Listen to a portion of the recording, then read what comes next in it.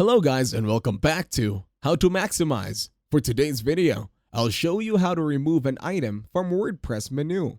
To start this tutorial, open your internet browser in your PC, laptop, or Mac. And make sure once you open your internet browser, you'll be going to WordPress.com and have your account logged in already, so it would be a lot easier for you to follow along the tutorial.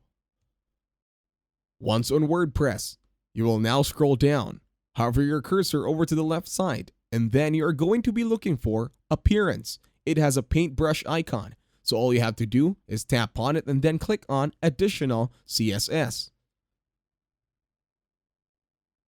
Once you're here, you will now be redirected to a new website, but it's still under WordPress.com. In here, you are going to be clicking on Menus. It's on the left side of the screen. Just follow my cursor.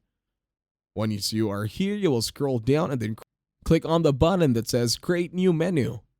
This one over here.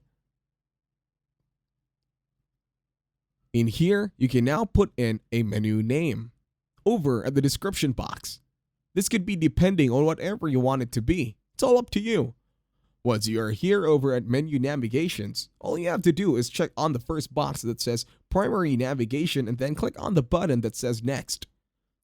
Once you are here, you're going to scroll up and then you can now add items. Over at the pages, all you have to do this time is to click on plus. Then it will become a check. And then in here, on menu name, you can add some more.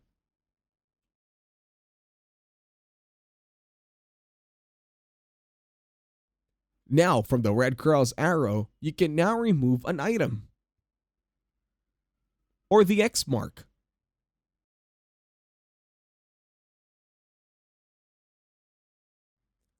And that's it. Thank you very much for watching. Please leave a like, share, and subscribe to the channel.